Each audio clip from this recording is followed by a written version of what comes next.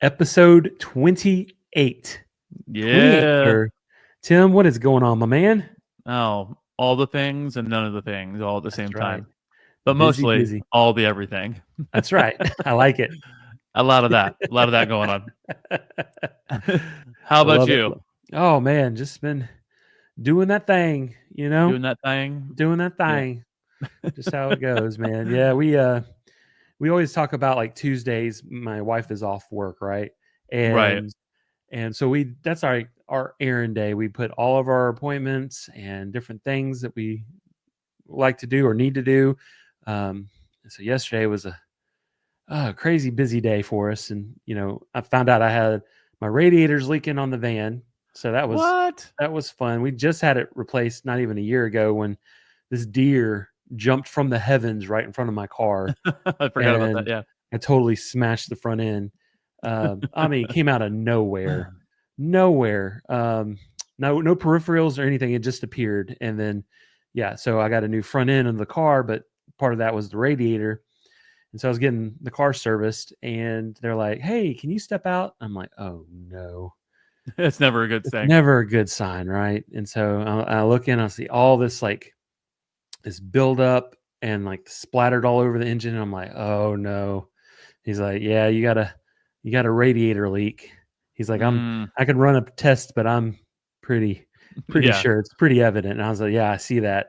I was like, "Well, you just had it replaced not even a year ago, man." He's like, "Oh, you should call the body shop that did it and be like, hey." And so I Yeah. did. And so we had to drop the car off yesterday, right? Oh, okay. And so I had an 11 o'clock appointment to go drop the car off. And so Mm-hmm. we have a membership at this local sauna called Beam. We love it. And on Tuesdays they have a couples sauna where it's like a larger one that two people, me and Michelle usually go. And so Right. we I made an early appointment. They also have like this red light bed. It's like a tanning bed, but it's not like, but it's good light for you, like Right. red, good for your skin. And so I normally make her an appointment for the red light Right. before we do the sauna. And then, she does that. I wait out, and then we do the sauna together. Mm-hmm. And so yesterday, the timing did not work out for me to get an appointment for red light. They had already booked up. We booked a little late. So, because we had to be finished in time to go take the car.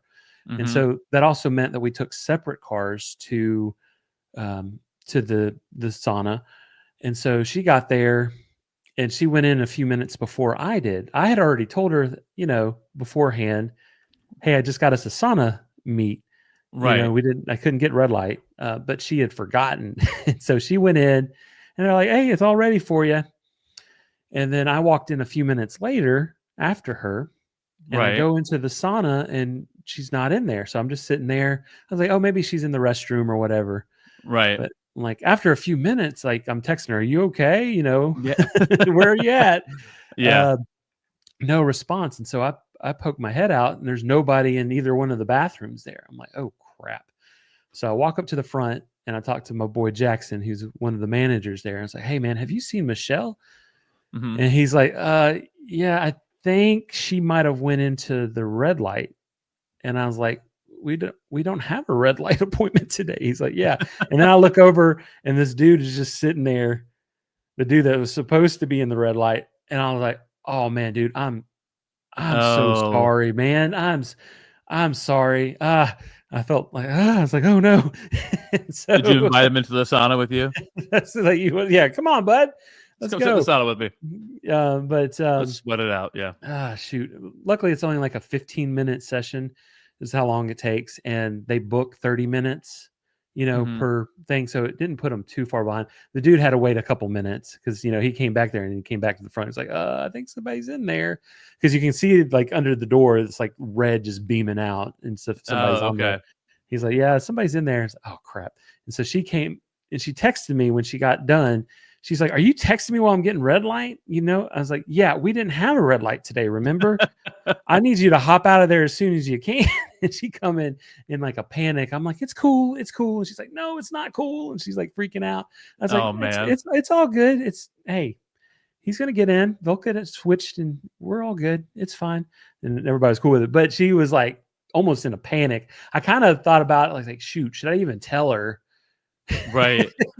Just like, but yeah, I told her. And, but yeah, that was our little adventure from yesterday. I love it. Yeah. Nothing like taking someone else's appointment. That's Real right. cool, We just, Michelle. yeah, thugged it. Yeah. But yeah. That's all right. I mean, Yeah. I think you still should have invited the guy into the sauna with you, just as like, listen, I Yeah. know you have some time on your hands if you just want to, You want to just, yeah, we'll come hang out for a few minutes. But yeah, I was just sitting there. Yeah. Shoot. And by the time I realized it, her session was, her session would have been almost done anyway. So Her illegal session. yeah. So yeah, that was what was nice. going on. What about you? What's been happening? Oh, all of this week is preparation for us to leave this weekend. We have our annual top performer retreat for our company exclusive travel partners, where we invite down our top performers and their spouses to join us. We rent this beach house in Destin, and we have an amazing time. But we have so much prep that went into it to make it ready. So it's all about getting all the merch together and all the things that we customize and bought and games and all these things. So we have suitcases full of just random crap. I don't know what we're going to put in them on the way back. But it's just been like, I've been like so anxious trying to get everything done. That's like, because we leave tomorrow night to go to the airport and fly down late. And, but a big thing that's going on tomorrow is the sneak peek first night of Thunderbolts is opening up. It is. And usually we don't miss. We always have the opening night with me and my son Luke, and usually Leslie and maybe my daughter sometimes. Right. But since now I'm leaving on the 1st, my son was like, "What the heck, Dad? Like, wait, we're not doing our thing." So I'm gonna go in the afternoon at 2:00 to watch it. And then I told him, I was like, "Listen, I'll still pay for your tickets. You can have a buddy come with you, buy all the snacks on me. You can still have your experience. I just won't be there for it." Oh man. Initially, he was like, "Wait, I'm not going to wait for you forever." I was like, "No, I wouldn't ask you to wait 10 days." That thing would be so spoiled by the time that he got to go. Especially with all the alerts he has on Twitter. He constantly gets everything spoiled. So anyhow, preparing. So I have to get everything done because we have to leave like tomorrow around 5-ish to go drive down to so I have to have everything packed and ready to go before I can go to that movie. And, so. And then head on down the road. I was about to ask, down the road. I know it's a long drive. I was like, are y'all driving since you have so much stuff? Or are you flying? I guess, yeah. We're flying. Heck yeah, man. Heck yeah. Is there, by the time this comes out, this will already happen, so there won't be any surprises spoiled or anything. Is there going to be a charcuterie board? Let's see. By the time this comes out, it'll be, yeah, you're right. It'll be already up in it or something. It doesn't matter. Yes, there will be an epic charcuterie thing going down. Yeah. Which they should already expect anyway, so it wouldn't be that much of a spoiler alert. I was already packing up all my charcuterie accessories upstairs, all my knives and all the thing. My cheese knife, because you got to have the right one to cut all that cheese with. And here's the thing about Tim, though. He wants everything to be a surprise, but he works with a bunch of planners, right?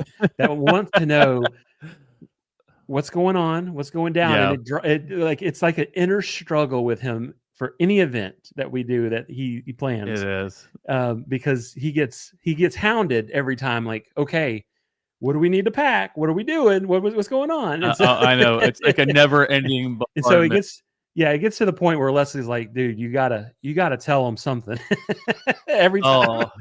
And it is such a struggle, Billy. You have no idea. I'm like, but I've been working on this for months. Like, I want this to be a surprise. And like, I like being surprised. To a certain extent, I guess. Wait a minute. Now I'm starting to see your point. Yeah. No, but we work with a bunch of travel agents, planners who are like Uber planners. And I get nothing but the flack because Leslie's like, this is all on Tim. Like, I would tell you everything. And then sometimes she does tell them everything. And it's a battle. But, it's okay. I'm never going to change. Surprises for life. It is what it is, as I say. It is what it is. Well, there ain't nothing to it but to do it. Are you ready, my friend? You better believe it. Let's get into all the everything, y'all.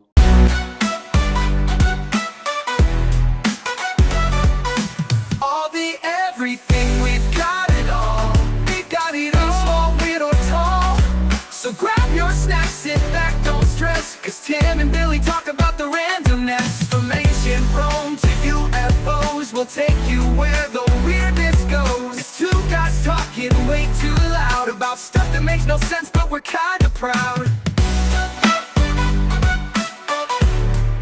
Welcome to the madness. Well, welcome to another amazing episode of All the Everything Podcast. As always, I'm one of your co-hosts, Tim Sawhook, and I'm joined by my man, the man behind the screen, the man making the movies, watching the movies, eating popcorn at the movies. That's right. Ladies and gentlemen, Billy Parchman. What's going on? Woo woo. Woo-woo! As you can see, I'm starting to run out of things to say for my creative openings for you. I really need to start writing down things. Especially since we have to film like back to back almost. It's like, hey, I just did this. I know. Yeah. So yeah, back to back. I did want to share though, on a couple episodes ago of Say More, Billy did share a quote. We were talking about how you have ups and downs in life of different things that happen. And Billy spit out some wisdom. He didn't even know he was dropping on everybody, but don't let the downs keep you down. Right. I wrote that down and I have it right here on a Post-it note. And I had my therapy session yesterday. Yes, guys, I'm in therapy. If you didn't know that already about my life, but and she because she knows I like quotes and like things like that. And she's like, "Do you have anything new for me this week?" And I was like, "Matter of fact, I do." I was like, "I wrote down this quote from my buddy Billy. We do the podcast, and I explained who you were and stuff." And I said, I read it, and she's like, "I love that. That is so good." I was like, "I know, right?" You're like, "You dropped an amazing quote," so I had to give you that credit. And, well, thank you, sir. That might go on a T-shirt. I like that. That's T-shirt worthy. But yeah, so. If you're not into the wise words of Billy Parchman yet, pay attention because he's dropping them left and right. Boom, boom, boom. We got a great episode for you today. Yes, sir. I was super excited when we came up with this topic because we can do so much with it. And this will only be volume 1 of this. Billy and I discussed this. And that topic is based on a true story. Now, Billy, how many amazing movies have come out over the years that are quote unquote based on a true story? Exactly. There's so many. There's so many. And it's always those that you want to watch, but it needs to end with, like where they tell you what happens, like in writing, they show pictures of the real people, it's kind of like, it doesn't necessarily have to have that. If it's a movie based on a true story, but those are always if it's Leslie, it better have it. It better have hell to pay.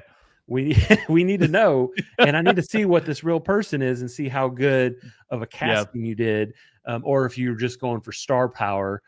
Oh, right. Well, and then we figure out, is the story true? Like what part's true, what part was fictionalized for the movie, and vice versa. So today we're going to give all that knowledge to you. Billy and I both picked out 3 different movies. We both have great movies to share, and I can't wait to share them with you guys. So, Billy, we're going to have you kick it off first today.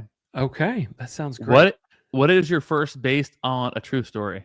Well, okay, so this movie, right, is it's a story about 3 brilliant women that help launch America into space, like literally, right? But their names were left out of the spotlight for like way, way too long. And so this movie is Hidden Figures. Oh, I love Hidden Figures. I absolutely love this movie. And so today, we're going to talk about the real women behind it, some fascinating behind the scenes details, and hopefully we'll just let you appreciate their stories a little bit more. But yeah, so what is Hidden Figures all about, right? Well, this movie was released in 2016, and it was directed by Theodore Melfi. It's based on the best-selling book by Margot Lee Shetterly. So she wrote this book about these 3 women who were African-American women that worked at NASA during the 1960s. And so if you know anything about that time, segregation and kind of all the racism and the things that happened back then, and the things that African Americans had to go through, but also what women just in general had to go through as well. And so they had this double whammy against them, right? Right.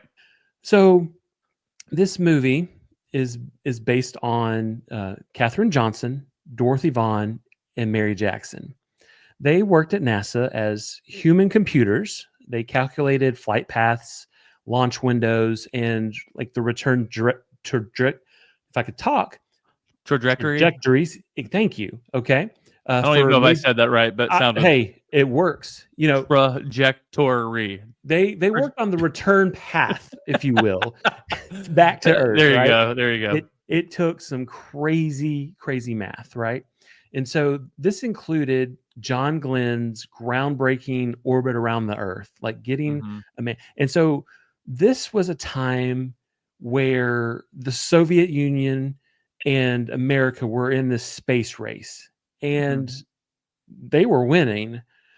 And so they needed to come up with the math in order to make it safe to go up and to come back down. And so they had big dreams. And so this was this major space race. But they used human computers. They didn't have, this was right at the same time that computers were starting to come, which plays a fact in the story as well. But people had to do the math. Right. They couldn't just ask Siri, what's the, they couldn't go on ChatGPT and say, hey, do this and it's there. They had to know the math. And so this movie, it dives into personal and professional obstacles that they face, racism, segregation, gender discrimination, in a workplace and society that wasn't ready to see women, especially like them, in positions of influence, right? Yeah. So this story is about science. It's about perseverance. It's about brilliance. And it's about refusing to be invisible. And so let's talk a little bit about the cast. Taraji P. Henson plays Katherine Johnson. Love her. Yes. Oh my gosh. She's the mathematician genius who quietly shaped the American space program with her calculations. You might know her from Empire, Person of Interest, or The Curious Case of Benjamin Button, right? Yeah. But in this role, she gives like one of the most powerful performance. It's smart, it's subtle, and it's super strong, right? Octavia Spencer plays Dorothy Vaughan. She's a woman who saw change coming, and she adapted faster than anyone. If you've ever seen this movie, it's a great movie. Yeah. What she had to do in order to stay relevant. She brings heart, she brings grit, she brings humor to the role. And this performance, she earned an Oscar nomination, which is really cool. You might know her from The Help or Ma. And then we have Janelle Monáe, which I love. I know her from her music, right? Yeah. But she plays Mary Jackson, the woman determined to become NASA's first Black female engineer. Janelle is known for her music, like I said, and her acting career just blossomed. Right? You're like, wait, hold on. How can people be? I don't get how some people can be like this good at multiple things, right? Yeah, like a double, triple threat. Like her character, she didn't take no crap. She had flair. She had, it was so well done. So well done.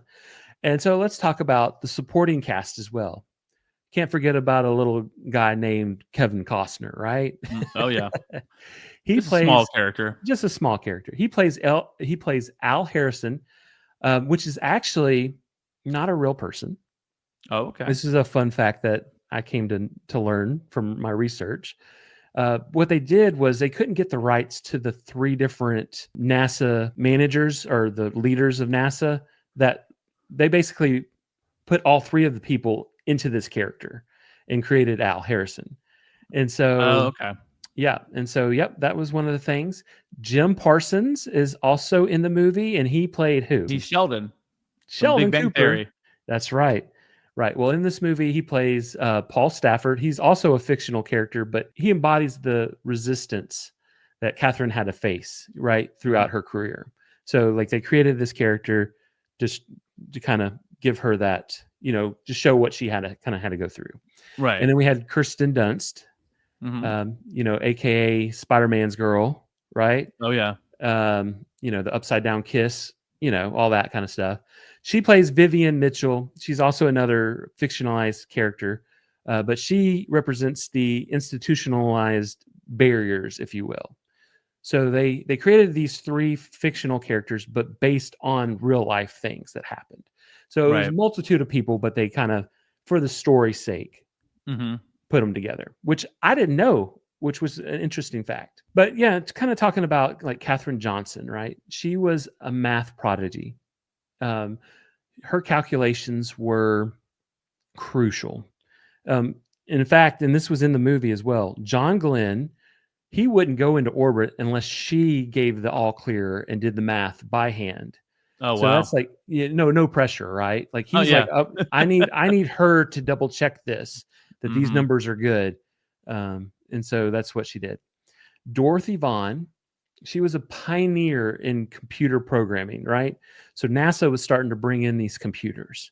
The computers would replace the mathematicians, basically her entire department, right? Right. So what does she do? She learns how to work the computers. Nobody else could. And not only that, she taught all of her girls how to do that. And so she became NASA's first Black female supervisor. She learned how to code Fortran, which was the basic programming. So she taught herself how to do that and was like, okay, you're going to need me. And then Mary Jackson, she became the first Black female engineer at NASA. And in order to do so, she had to go before a judge because she needed certain classes, right? To get the certification. They were only taught at white schools. Oh. And so she had to go before a judge to get permission to go to an all-white school so that she could get the certification that she needed. She had the knowledge already. Right. She was doing the work, but to get that official title, she had to go through and break those barriers, and she did. It's just a special story. It's a special really story is. about, in our history, with history, we've had dark moments, right? Yeah. And it's nice to see how the light broke through. Just a couple of fun facts about this movie. Pharrell Williams helped shape this film. He was involved in the music. This whole era. He brought this like kind of Motown style energy to the scoring, and it was perfect, right? NASA gave the filmmakers full access to the archives so that they could shape this movie. And so they were heavily involved in that as well. And then one of my favorite scenes in the entire movie, it was actually not originally in the script, came about from Taraji asking, okay, where does she go to the bathroom? Right. And so, back in those times, the bathrooms were segregated. Right. And so there was a scene where, she leaves to go to the restroom, but she has to go all the way across campus to the Black side of the campus at NASA. And so it takes a while, and she has to, do that a couple times a day just to go use the restroom. Right. Well, Kevin Costner is needing her, and she's gone, and he's like, where the heck are you? Like, he's got starting to get onto her. And so you get this like powerful performance, and she's like, there are no colored bathrooms for me here, sir. And you can just feel her pain, her aggravation. It just kind of like it just boiled inside of her like for so long, and it just releases right in the scene. And then you see Kevin Costner like realize, oh, I didn't realize this was was going on. He's been so focused on getting this man in space. He's not seeing the struggles that she's having to deal with, And so what he does is he takes a crowbar, he goes across campus to where the colored bathroom is, and he knocks down the sign, right, with a crowbar. And he delivers this fantastic quote. He said, "Here at NASA, we all pee the same color." Right? Right? Great quote. So that's a great quote. So here at NASA, we all pee the same color. And it was just symbolic. It was kind of like the turn in tide, okay, where in this movie, NASA's actually going to do what's right. And And changing kind the of like culture. Yeah. changing the culture. Yeah. Exactly. And so that's one of my favorite based on a true story movies. And so when we came up with this idea, That was the first thing. This was the first movie that popped in my brain that I wanted to talk about, just because Right. of the historic importance. And yeah, there's some fictional parts of it, like with any movie, with Oh yeah, storytelling, for they have sure. to kind of change and have some liberties there. But they stay true to the story. They stay true to the historical events, the struggles, and they created such a great light to help us learn, to help us, because if you forget history, history has a way of repeating itself, right? Oh And so yeah. it's such a great reminder of the struggle what these women went through. It only had a production budget which is fairly low for movies of $25 million, right? And it grossed over $236 million at the box Wow. office. And it was even number one in the U.S. box office for a week. So it hit number one. It was nominated for 3 Academy Awards and 1 SAG Mhm. Award. So it is like a certified movie hit as well. So there you go. Great one. It's such a cool movie, such a cool story behind Thank it. you. Thank you. So yeah, great job on that one. Thank you, sir. All right. I have no idea what your 3 movies are. You know what mine were, just because we didn't want to repeat. Right. But I have absolutely no idea what yours are. Well, surprise, because here we I'm go. ready to let you know what's going on here. All right. So today we're stirring the pot, literally, with a deep dive into one of the most heartwarming and delicious true story movies out there. Oh my gosh. And that movie is Julie and Julia. Okay. Did Yeah. you see that movie? I did see that one. Okay. Yeah, I sure did.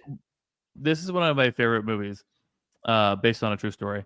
So in 2009, it was a film directed by the legendary Nora Ephron, who celebrates 2 remarkable women, separated by time but connected through their food, passion, resilience, and a willingness to chase their dreams, even when those dreams seem crazy.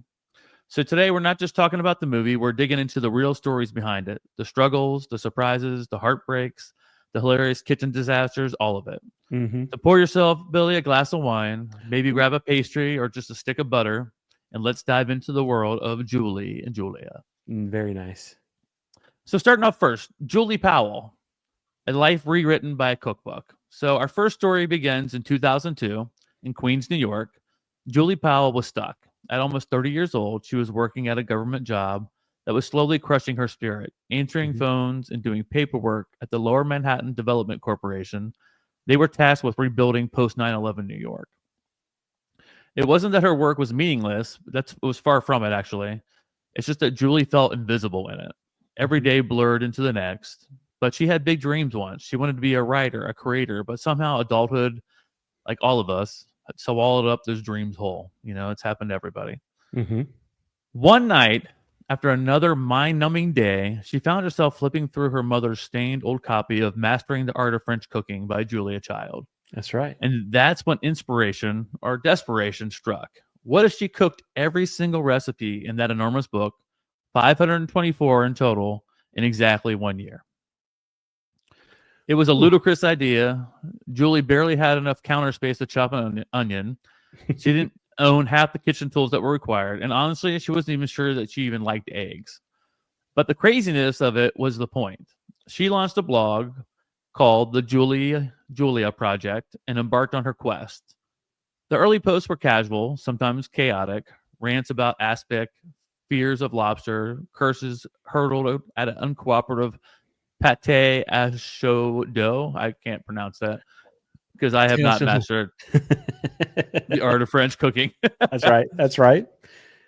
But she was unfiltered, funny, and deeply human. She documented kitchen disasters, marital squabbles, and moments of wild triumph, like successfully mastering beef bourguignon after 3 attempts. I know I'm saying that wrong. Is it beef bourguignon? I think it's bourguignon. I'm going to say it real quick. Beef bourguignon after 3 attempts. There you go. At first, with her blog, nobody really noticed, but word started to spread. Readers loved Julie's rawness, her willingness to fail loudly, publicly, and keep going anyway. Soon, her blog had a loyal following. People were invested. Would she make it? Would she burn out halfway through?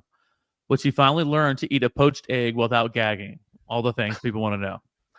By the end of the year, against all odds, Julie finished all 524 Ooh, recipes. Man. It wasn't perfect. She skipped one aspic recipe involving calves' feet that she couldn't find in New York. But overall, she completed the challenge. Nope, doesn't count. Yeah, get your calves' feet and get it going. Finish that. The project gained national attention. The New York Times profiled her, calling her a pioneer of kitchen blog era. A book deal followed. Her memoir, Julie and Julia, My Year of Cooking Dangerously, was published in 2005 and became a bestseller right away. Mm-hmm. But the fairy tale had a bittersweet crack to it. Julie's hero, Julia Child, was asked about the blog and was unimpressed. She thought it was a gimmick, a stunt, and Julia believed cooking was a serious craft and not a race against time for online applause. Learning that crushed Julie. It made her so sad. She was so upset. She cried and fell to her knees when she heard the news in her little tiny apartment. But she also acknowledged that Julia Child was human too, with her own opinions and standards. And no matter what, Julia's influence had changed Julie's life forever.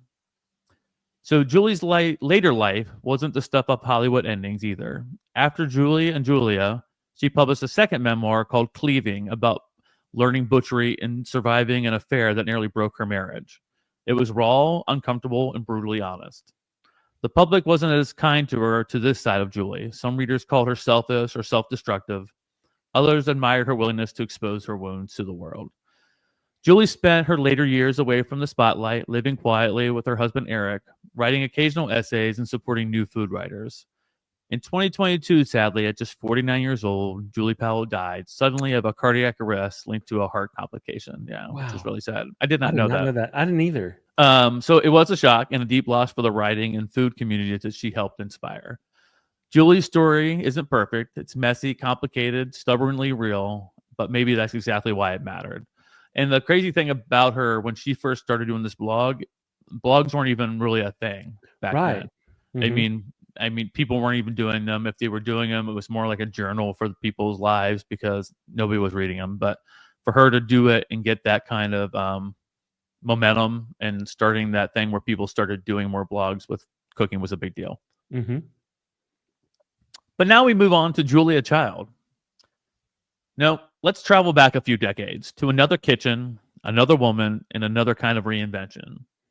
Julia Child was born in 1912 in Pasadena, California. Tall, exuberant, and fiercely independent, Julia grew up in a wealthy household where she rarely cooked. She played basketball, she wrote for the school paper, but the kitchen, that was somehow someone else's domain. After college, Julia dabbled in advertising and media, but when World War II broke out, she volunteered for service, joining the Office of Strategic Services, which was the precursor to the CIA. Mm-hmm. So Julia Child working for the CIA, right? That's right. It's crazy to think, right? There, she worked on top secret communications and even helped develop a shark repellent to protect underwater explosives from marine life, which is actually still used to today, like that same thing that she created. Yeah. It was there, her OSS work, that she met Paul Child, a fellow intelligence officer with a love of fine arts, literature, and crucially, French food. They married in 1946 and moved to Paris 2 years later for Paul's diplomatic posting. And it was in Paris, over a plate of I have no idea what this is. Saumonier. I don't know. Buttery and perfect, that Julia's life truly began. She was 36 years old when she enrolled in Les Cordons Bleus, surrounded by ex-soldiers, thank you, and skeptical French chefs. She was older than any of her classmates. She didn't speak fluent French yet, but she threw herself into the challenge. Cooking became her obsession, her passion. After graduating, she co-founded a cooking school for Americans in Paris and spent her years painstakingly working on a French cookbook with Simone Beck and Louisette Berthold. The manuscript was huge. It was over 700 pages for this cookbook. And I know, isn't that crazy? And American publishers initially rejected it. They said it was too complicated, too intimidating. But Julia, she never gave up. She persisted. Finally, in 1961, Mastering the Art of French Cooking was published and became an instant classic. Julia went on to host The French Chef on public television, charming viewers with her enthusiasm, her fearless attitude, and her complete lack of perfectionism. Did you ever see any of those shows? Like, have you ever seen an old Julia Child's cooking show? It's been a minute, but yes, yeah, I have. I'm like, yeah. I didn't. I hadn't seen any of them until I saw this movie, and I went back and watched it. They're so funny, and she's such a character. Anyhow, she changed the way America cooked and ate forever. Julia Child proved that food was not just sustenance; it was joy, adventure, and an act of love. And she lived that message until her passing in 2004, just shy of her 92nd birthday. Wow, yeah. So now we're going to talk about behind the scenes, the making of Julie and Julia. When Nora Ephron, the queen of romantic comedies, read Julie and Julia, she immediately saw something bigger. And rather than just telling Julie's story, she wove two narratives together, one modern, one historic, creating a rich, layered portrait of ambition, frustration, and triumph. Meryl Streep became Julia Child. I mean, Meryl Streep is the queen, right? Yep. She was mastering her warbling voice, her awkward grace, and her towering presence. Filming tricks like the short sets and hidden platform shoes helped transform 5'6" Meryl Streep into the commanding 6'2" Julia Child. I didn't know she was that short in real life. I thought she was taller just in. Yeah, same. Well. Wow. Okay. And the movies I've seen her in, I never thought about her as being 5'6". Yeah. But they had to transform her so she looked like the towering 6'2" Julia Child. Exactly. Because I'm 6'2". No. Wow. Yeah, exactly. Exactly. You're just like Julia Child. That's right. Well, don't do any imitations yet. Amy Adams played the role of Julie Powell, capturing her vulnerability, her manic energy, and her deep yearning for purpose. The kitchens were built from scratch, every pegboard, every copper pot, modeled after Julia's real-life Cambridge kitchen, which is now actually in the Smithsonian Museum. They've taken the whole kitchen, recreated it, and put it in there. And what I thought was cool about this is every dish you see on screen was cooked for real by professional chefs and shot fresh. And yes, Meryl Streep ate most of it. When I was doing the research on this, if you know all the scenes of the movie, she's always eating in almost every scene. She insisted on doing that, to have food and have it being eaten in every scene. And with that happening, she gained 15 pounds during the filming of this movie. Oh, man. Yeah. I mean, everything they were making was just butter, right? And rich, and then fresh bread and all the different things they had in Paris. So the film captured the frustrations, the humor, the mess, and the magic of cooking and of building a life around passion. And when Julie and Julia was released in 2009, it wasn't just a box office hit. It reignited national fascination with Julia Child. Mastering Art of French Cooking even soared to the top of Amazon's bestseller list nearly 50 years after it was first published, which I think it was pretty cool. Yeah. The movie also marked something bittersweet in Nora Ephron's final film before she passed away in 2012. So many tragic people in this story who had passed away. Now, here's the true versus Hollywood right now. Okay. Julie and Julia stays remarkably close to reality, they said in the research. Julie's 1 year, 524 recipes challenge, totally real. Julia's battle at Lake Cordon Bleu, totally real. Julia's frosty reaction to Julie's blog, sadly, very real. Oh, that was the worst part. I know. I was so sad in that scene. Some scenes, like Julie's heated arguments with her husband, were exaggerated for drama. They didn't really happen. Okay. But the core emotions, the desperation, the joy, the resilience, they're completely 100% honest. Sure. And perhaps the most powerful truth the film preserves is this. Julie Powell and Julia Child never met. Their connection was through food, through passion, through invisible lines of inspiration that stretch across the decades. So at its core, Julie and Julia is about finding yourself. Even when you feel lost, stuck, and ordinary. It's about chasing a dream with stubbornness and heart, and even when the world seems indifferent. It's about recognizing that life's greatest often start with confidence, but with curiosity. Julia found her passion at 36. Julie found hers at 29. Neither journey was neat nor perfect, but both remind us that sometimes the bravest thing that you can do is tie on an apron, roll up your sleeves, and start anyway. And as Julia Child would say, bon appetit. Bon appetit. But yeah, that's Julie and Julia. I really enjoy this movie. I've probably seen it like about 4 or 5 times. It's something I can put on in the background, but it's very entertaining. Very entertaining. Yeah. I know I've But- seen it once. I think I've just seen it the one time. I might have went to the movies and saw it, actually. I don't know if I saw it in the movies. I think I saw it at home. Because I'm all about some cooking. I know. cooking movies. Maybe you and I should try to cook through that cookbook together in 1 year. Yeah. That one's like, that would have broke my heart too. Like, you've invested so much and I really want to meet Shaquille O'Neal. Like, I have been Shaq's biggest fan since 1992. And I remember as a child reading his like first little biography that he released, his book, that he talks about this story where he was at a gas station and some fans had come up to ask for an autograph, right? Right. And he was like, "Hey, y'all, I'm off work today." Because I mean, famous people, I understand where he's coming from. And I was always terrified that if I ever met him, like they always say, don't ever meet your heroes. Yeah. Like one of my friends from high school, he was from Wisconsin, but he lived in Mississippi. And if you know anything about Mississippi, Wisconsin, Green Bay Packers, Brett Favre, right? Oh, yeah. So this kid, that Brett Favre was his hero. And he met him one day, and Brett was just a total ass to him. It was horrible. Like I still remember those conversations, like him being heartbroken decades later from this experience, like his childhood hero. And just like, but I think Shaq has done so much good, especially now that he's retired. He's helped so many people. He's so cool, especially the kids. But they always say never meet your heroes. And so I'm hoping if I ever do get to meet them, it just lives up to that expectation. So hopefully it will. Well, ladies and gentlemen, thank you so much for tuning in this week to an awesome episode of All the Everything podcast. We decided when we were editing that this episode made more sense to do it in a 2-part. And so we're going to pick up next week right where we left off with part 2 of Based on a True Story. I cannot tell you how thankful Tim and I are for you all tuning in and listening and just being part of this All the Everything podcast family. You mean the world to us.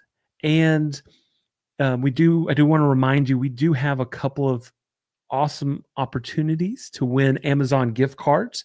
The first is if you have that Apple Podcast app on your phone or on your computer, hey, click on our show and leave us a 5-star written review. That will automatically enter you into a chance to win a $25 Amazon gift card. And then also, if you just hype us up on social media, tag our page, that's really important so we can see it, at All the Everything Podcast on Facebook, on Instagram, on YouTube. If you do a post about us, we'll see that, and we're going to take a screenshot of that, and your name is going to go into a drawing for some more $25 gift cards from Amazon. Again, like I said, we really, really appreciate y'all more than you know. And we can't wait to see you next week with part 2 of Based on a True Story. So we'll see you then. Thanks, y'all.